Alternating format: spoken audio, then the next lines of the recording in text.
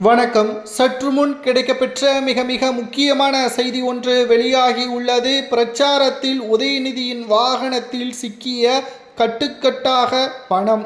நண்பர்களே, இந்த வீடியோவிற்கு ஒரே ஒரு லைக் மட்டும் சப்ஸ்கிரைப் பண்ணிருங்க. தேர்தல் நடைபெறுவதற்கு இன்னும் ஒரு சில நாட்களே இருக்கக்கூடிய நிலையில் ஒவ்வொரு தொகுதிகளிலும் பிரச்சாரத்தின் பொழுது பல லட்சங்கள் பணப்பட்டுவாடா செய்யப்படுவதாக தகவல்கள் வெளியாகி உள்ளது.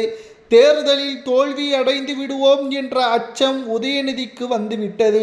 தற்பொழுது இதுவரைக்கும் திமுகவின் அமைச்சர்கள் ஊழல் செய்த பணத்தை, தேர்தல் செலவிற்காக பதுக்கி வைக்கப்பட்ட பணத்தை தேர்தலில் விநியோகம் செய்து ஓட்டுக்களை பெற வேண்டும் என்ற எண்ணம் திமுகவின் ஒவ்வொரு எம்எல்ஏக்களுக்கும் இருக்கிறது. மேலும் திமுக இந்த முறை ஆட்சி அமைக்காது என்ற தகவலை நாம் ஏற்கனவே கூறியிருந்தோம்.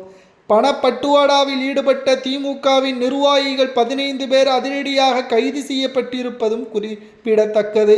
மேலும் அந்த தொகுதியில் திமுகவின் வேட்பாளர் போட்டியிட தடை விதிக்க வேண்டும் என்று தேர்தல் ஆணையத்திற்கு அப்பகுதி மக்கள் மற்றும் எதிர்க்கட்சியினர்கள் புகார்களையும் கொடுத்துள்ளனர். இது விசாரணைக்கு உட்பட்டது என்றும் தேர்தல் ஆணையம் பதிலளித்துள்ளது. 2026 சட்டசபை தேர்தலில் திமுக தோல்வியடைவதற்கு முக்கிய காரணம் என்ன தெரியுமா?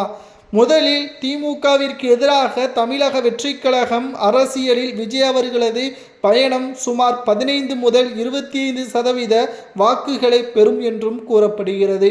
2021 சட்டசபை தேர்தலில் 10 ஆண்டுகள் ஆட்சி அமைக்க முடியாத திமுக வெறும் 3% வித்தியாசத்தில்தான் வெற்றியடைந்தது. 3.5 லட்சம் ஒட்டுமொத்த ஓட்டுக்கள் அதிமுகவை விட அதிகமாக பெற்றது.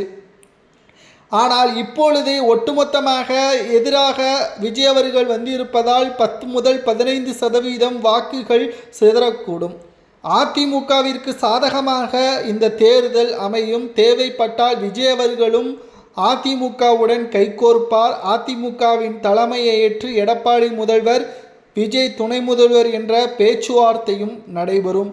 இக்கட்டான சூழ்நிலை இந்த தேர்தல் 50 ஆண்டுகளுக்கு பிறகு திமுக கட்சி ஒட்டுமொத்த தமிழ்நாட்டில் இருந்து அகற்றப்படுவதற்கான ஒரு அத்தியாயமாக இந்த தேர்தல் அமையப் போகிறது என்ற மிக முக்கியமான கருத்து கணிப்புகளை வெளியாகியுள்ளது. இதனால்தான் தேர்தல் செலவிற்காக பணப்பட்டுவாடா செய்யும் பொழுது வசமாக தேர்தல் பிரச்சாரத்தில் உதயநிதியின் சில வாகனங்கள், அதாவது அவருக்கு பின்னால் வரக்கூடிய திமுக நிர்வாகிகள் வாகனத்தில் பணங்கள் கைப்பற்றப்பட்டுள்ளதாக புகார்கள் எழுந்த நிலையில் விசாரணையும் நடைபெற்று வருகிறது.